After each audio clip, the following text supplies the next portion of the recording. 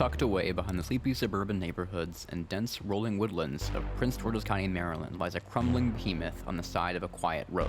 Once a crown jewel of the integration of traditional medicine with holistic practices, is now the rotting shell of what once served as the Washington, D.C. metro area's premier tuberculosis sanatorium for about 3 decades, beginning operation in 1934 and continuing to treat tuberculosis patients into the early 60s. It was not the only tuberculosis sanatorium built to serve residents of the nation's capital. When it first opened, only white tuberculosis patients were permitted to be treated at the hospital.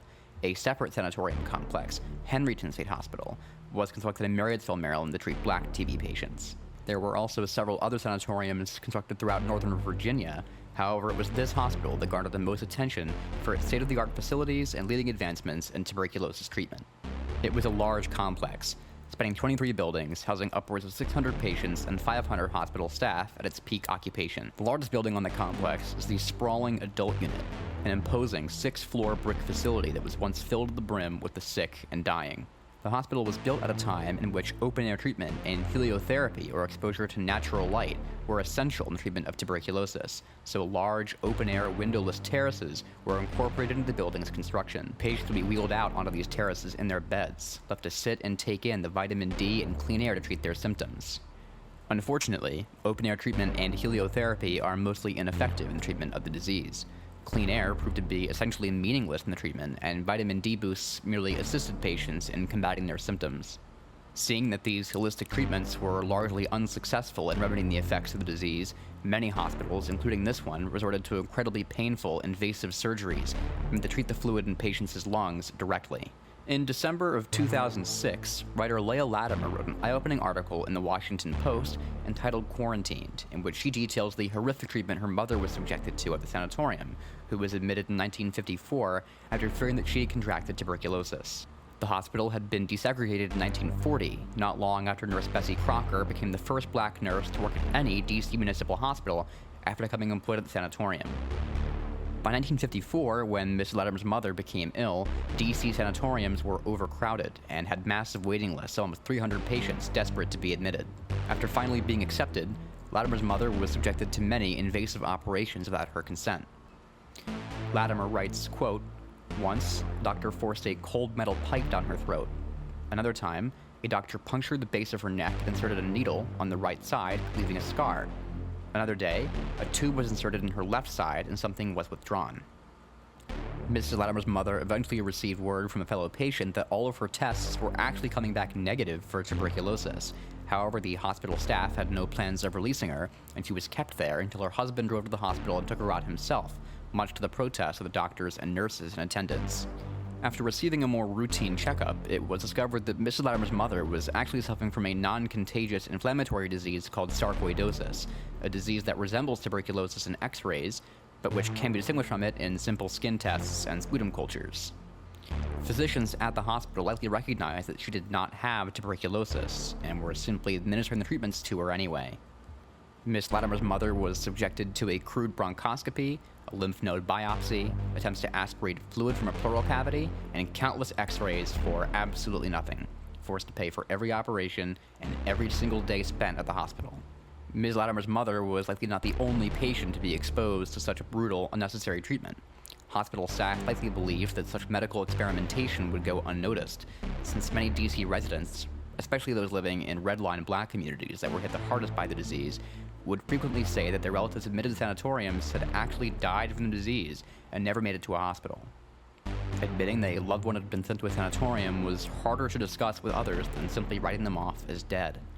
While it's hard to believe, the conditions Ms. Latimer's mother was subjected to at the hospital were better than what patients had been subjected to only a few years before. Congress opened an investigation into the hospital after patients reported finding fingernails in their meals, which were sometimes delivered to them spoiled and completely inedible. By the time Ms. Latimer's mother arrived at the hospital, the meal preparation system had been completely revamped. In the early 1960s, the tuberculosis epidemic in the United States had largely come to a close thanks to advances in medications and other treatments to aid patients suffering from the disease. Many former sanatoriums were repurposed, accepting patients suffering from other chronic illnesses, and some simply becoming general hospitals. This hospital began accepting patients suffering from other illnesses in the DC metro area in the early 60s, then converted into a nursing home before finally closing for good in 1981. It was discovered that the hospital buildings, like many others built in the early half of the 20th century, contained dangerous levels of asbestos in its insulation and piping. A carcinogen well known for causing lung cancer, the cheapest solution was simply to abandon the hospital rather than undergo the costly process of removing the asbestos.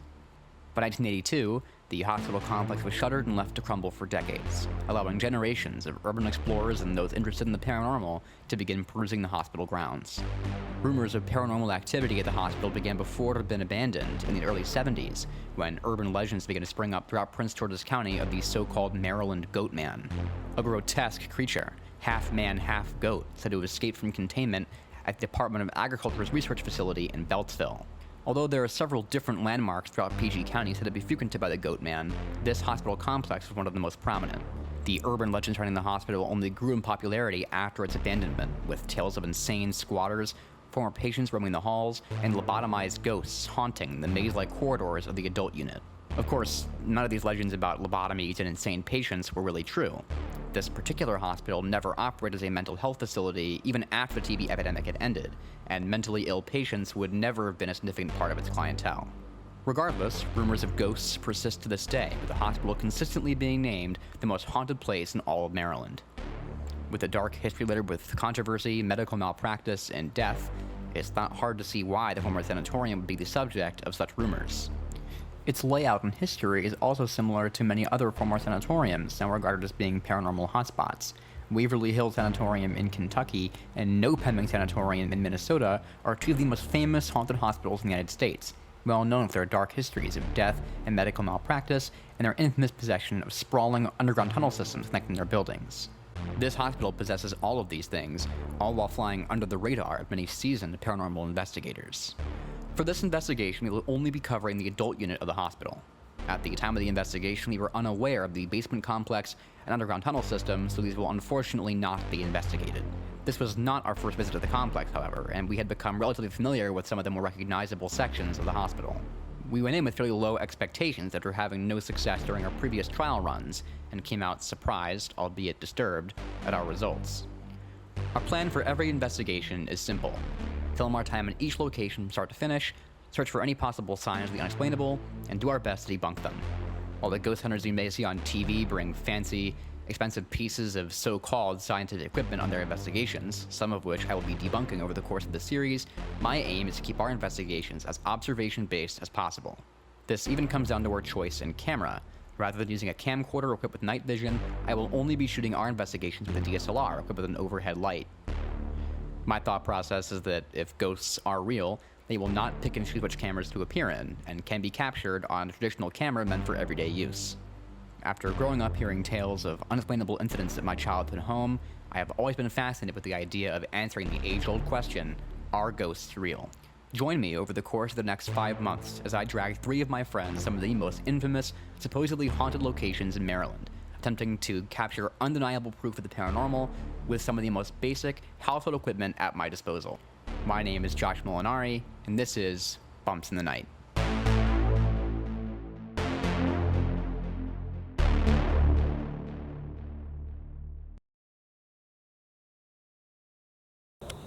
His brother is I love my Uncle Marty, but he is a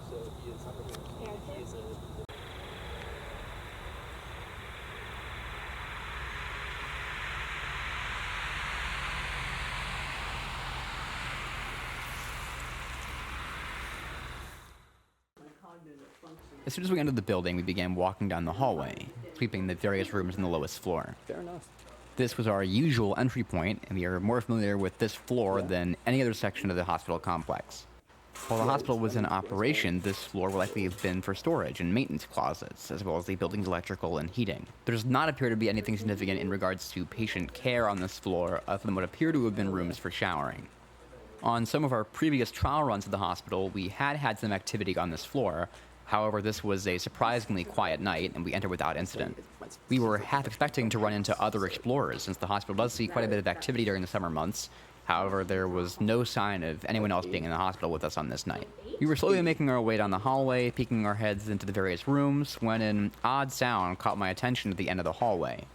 Need a light? Sharp. Blue. Oh my gosh. 1992, 2000. Do you think some people came here, or they're just like saying the day they were born? Some people came here. Here's the boiler room. You hear that?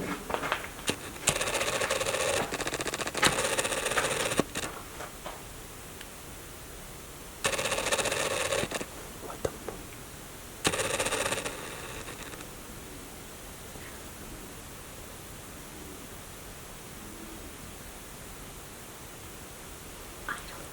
I think that's the thing, but I do hear it. I heard a police siren. Did you hear it? Yeah, I heard a fire. But Josh had Listen. Stop walking.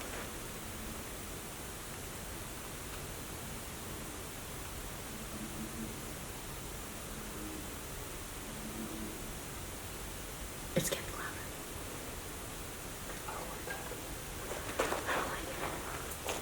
I don't like it. Alrighty, guys.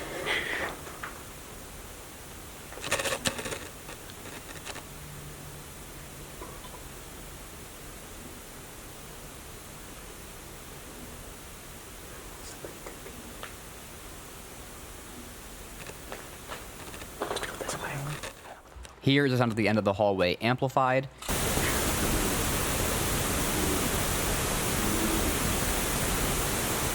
And here is the audio isolated and amplified.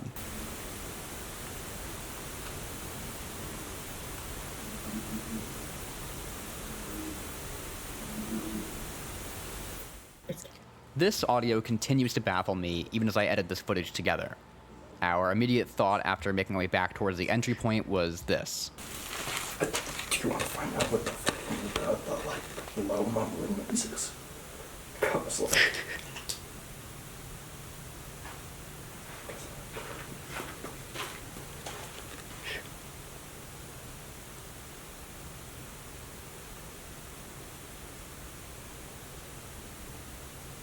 Still going.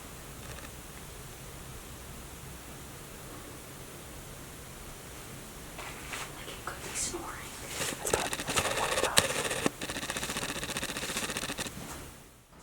At this point, we were still unsure of what we were listening to, with Nick and Alissa being pretty certain that the noise was that of a squatter snoring somewhere down the hallway. After contemplating our next move, Harry and I decided to do a sweep of the entire floor, carefully checking each room to see if there was anyone down there with us. I turned off the camera's overhead light, handed the camera off to Nick, and Harry and I slowly made our way down the hallway, checking each room for any sign of another person. At this point, the noise had stopped, and the hospital was, once again, dead silent. We heard nothing, saw nothing, and found no evidence of any other people being inside the hospital with us, so we made our way back down the hallway and continued our investigation. The only logical explanation I could come up with at the time was that we were hearing the distant, distorted calls of a bullfrog coming from the marsh behind the hospital. After returning from the investigation, I isolated the audio and plugged it onto an editing software, amplifying it before comparing it to a recording of a bullfrog's mating call.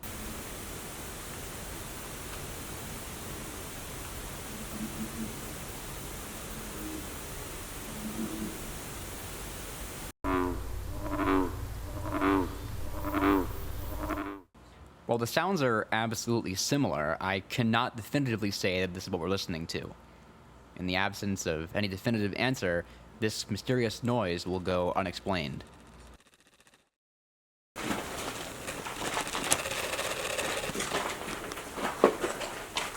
feel like I don't need a flashlight as long as I'm around you. I was gonna say, this thing's bright.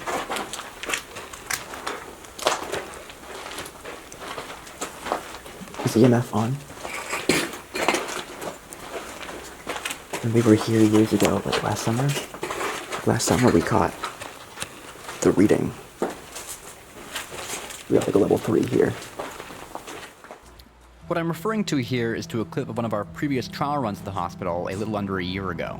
We were making our way down this hallway as Nick was holding the EMF meter, a device that can detect static electricity in the air. These devices are often used by repairmen to detect these spots in homes and buildings.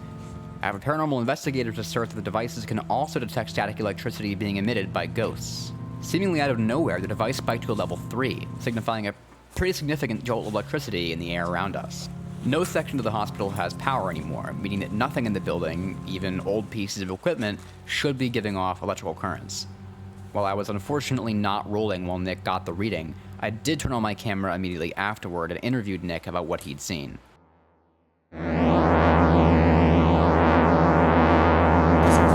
You're on. Okay. Basically, EMF 3 shined up when we were standing right here for a bit.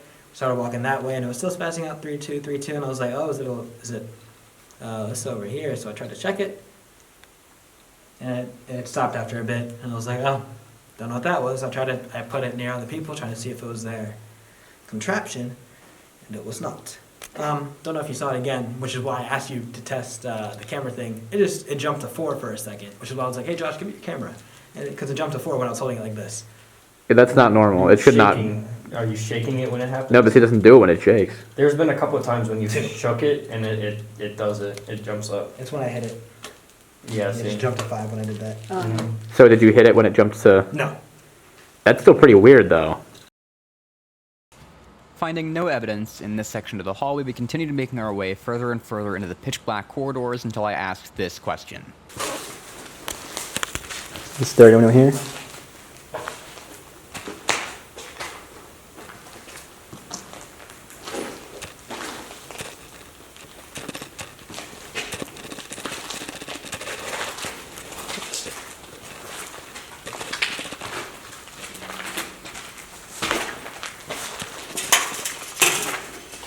What is this?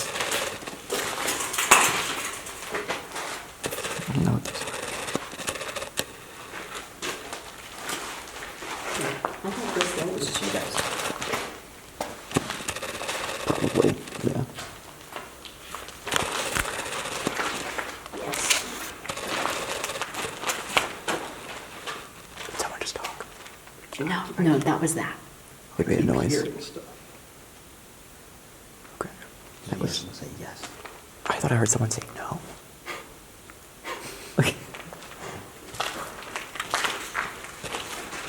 I'll go back. I'll listen to the audio.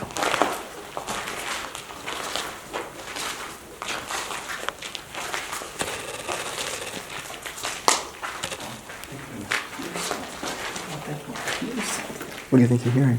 I don't know, just something in the distance, like, I don't even know how to describe it. Because it's not even like a noise like a producer like that. I keep on saying it's something. I swear to what I was hearing in the hallway, but like distantly, and that's not even perfectly accurate, but. Oh, Josh, walk. Just walk forward.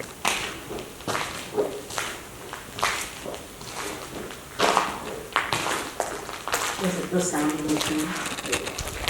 Might be. Your corporate pants. I listened to it when you said yeah, I saw Josh. Yeah, they make a swoosh noise. As we struggled to figure out what Harry could have been hearing, Nick made the realization that I was wearing a pair of nylon pants that made a sort of swooshing noise as I walked.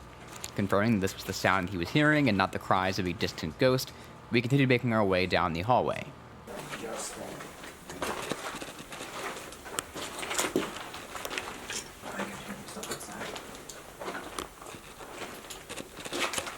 Is there anyone down here? Is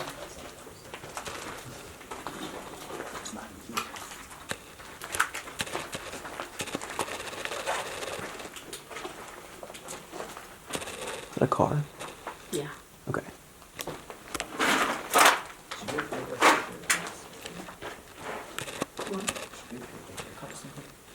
I've been able, Yeah. I've been able to do one.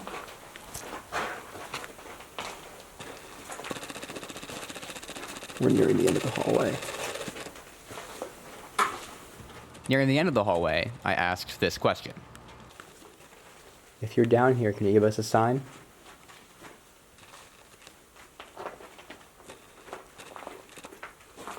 Although it's difficult to see in this clip at a regular speed, a small white ball of light makes an arc in and out of screen shortly after I ask the question. In all likelihood, this ball of light is a dust particle. Even seasoned paranormal investigators will admit that orbs like this one are usually not reliable pieces of evidence to support the paranormal. While I do agree with this, I do find it interesting that this is the only orb I captured during our nearly 2-hour-long investigation of the hospital. Keep in mind that the rest of the hospital is just as dusty as this section is, so while it's probably nothing, I do find it a little odd that this is the only time I captured one, specifically right after asking the ghost to give me a sign. After arriving at the end of the hallway, we decided to turn into one of the shower rooms and turned on the spirit box. The spirit box is an iconic piece of ghost hunting equipment, and can be seen in virtually every ghost hunting show out there. It works by rapidly scanning through different radio frequencies, which paranormal investigators claim ghosts can manipulate in order to form words. Our spirit box also comes with a temperature sensor that can detect rapid temperature fluctuations around the device's antenna. The argument against the spirit box comes in the form of the human mind.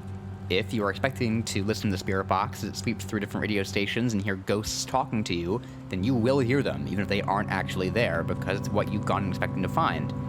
This effect is amplified even greater in what is known as the Estes method, a practice in which one person sits in one room blindfolded and with headphones plugged into the spirit box, while another sits in a different room asking questions to the air. For the individual plugged into the spirit box, their sense of hearing will become heightened after becoming deprived of their sense of sight, and will be even more inclined to make drastic inferences about what they are hearing coming out of the spirit box. While the spirit box and other pieces of ghost hunting technology like it are certainly entertaining, they are by no means the most reliable forms of capturing evidence of the paranormal.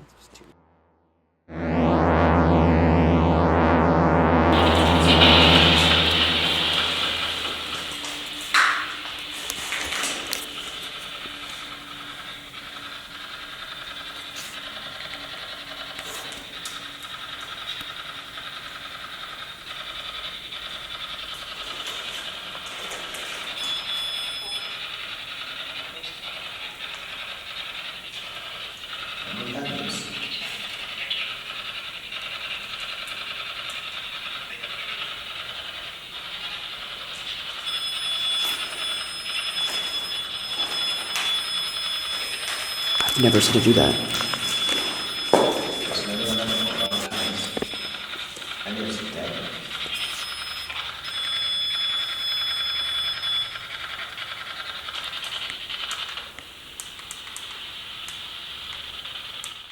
At this point, the spirit box is going crazy, and not in the way that we expected.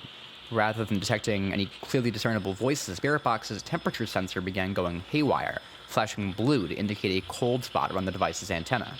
Seeing that the device will not stop beeping and that the device's light will not turn off, Harry makes his way over to Nick and tries helping him fiddle with it.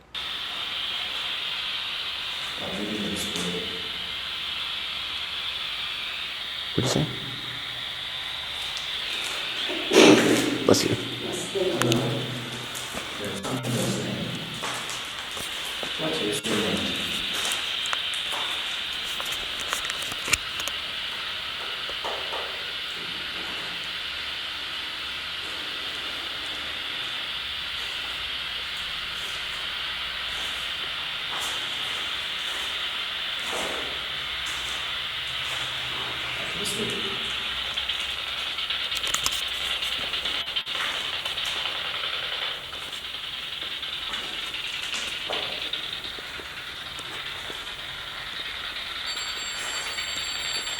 That's insane. Playing music.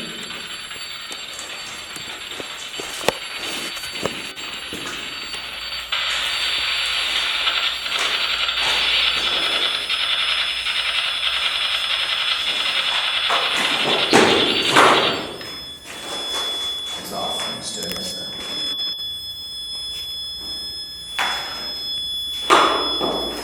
It's off? It's off.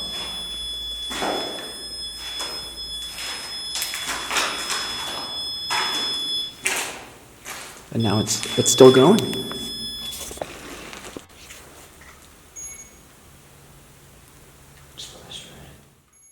At this point, we're even more confused as the device continues to detect temperature fluctuations even after being turned off and having its antenna retracted.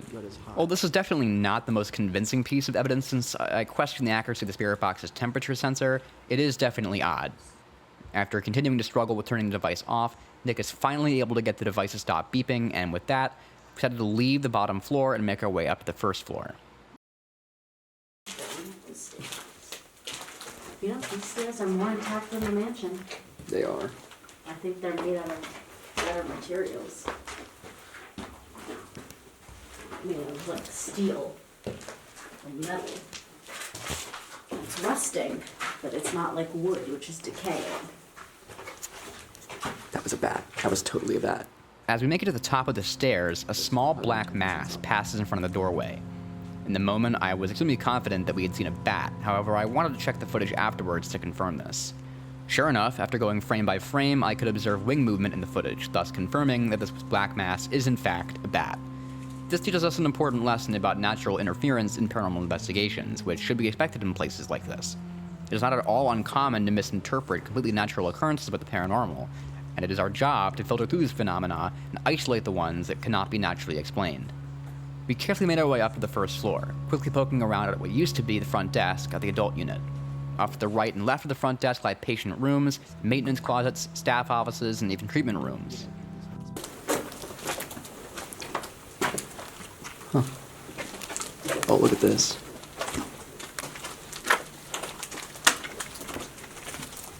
I'm still tasting that Raising Cane's. Good on that. As we began making our way down one end of the hallway, we poked our heads into one room in particular. Definitely water in there. Oh my god. I know. While I didn't notice this in the moment, I noticed as I was editing a small black mass that makes its way through the shadows of the collapsed room. While I was initially stunned at this footage, a quick frame-by-frame analysis quickly proved to me that this was yet again a bat, nothing out of the ordinary. Not long after taking a peek into this room, I once again stopped and asked a question.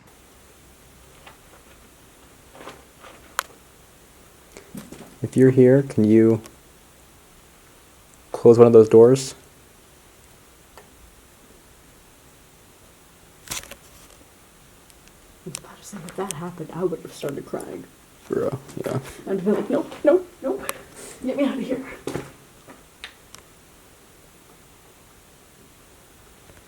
Okay. Playing hard to get tonight, I guess. It wants you, Josh, don't worry. They want me. They're playing hard to get. After unfortunately receiving no response, we continued making our way to the end of the hallway, during which nothing interesting happens for quite some time until we eventually came upon this room. No way. Oh my god, zesty buffalo. No way. Oh, Fuck you, Nick. No. No. That's my favorite sauce at Chick-fil-A. Who knew when we built this, that zesty buffalo sauce from Chick-fil-A would be on? We get stomped on I in the think ground. the zesty buffalo sauce from Chick-fil-A was even invented when this place closed down. Oh, look how awesome this Oh, is. yeah. Such a cute little room with such festive colors. Look at this. Yeah.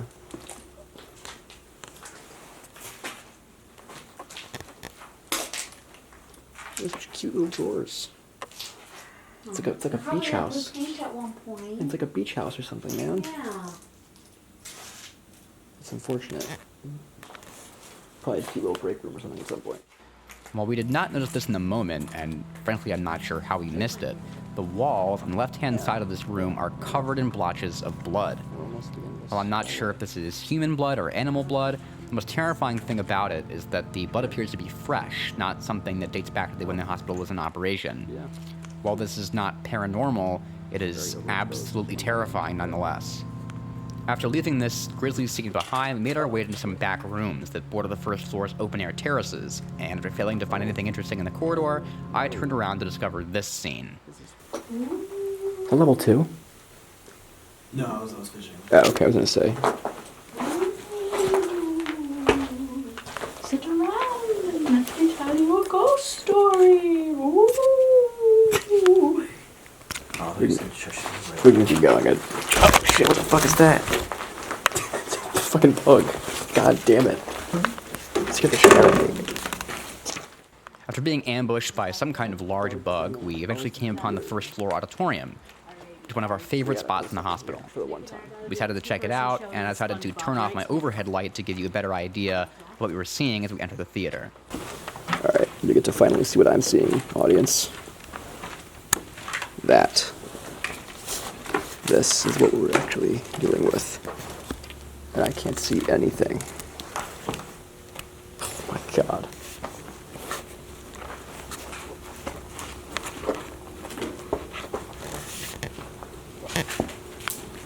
Oh my god.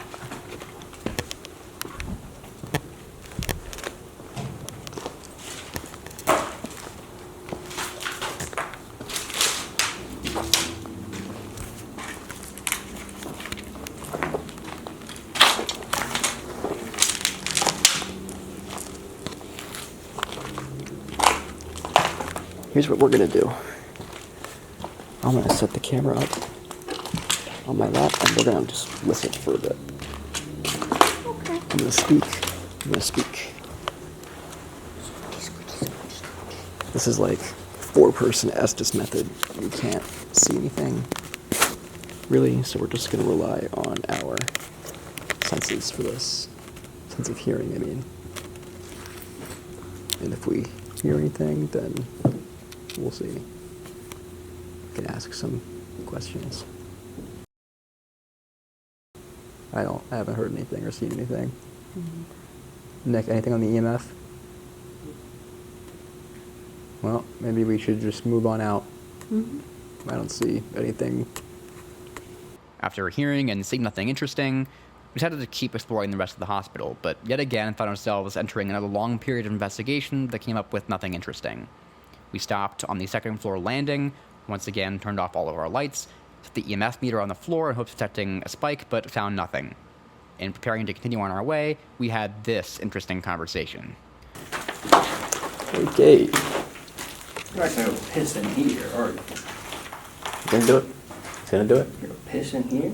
He's gonna Don't You're gonna- piss in here. That is so You're gonna disrespectful. piss off the spirits. Exactly.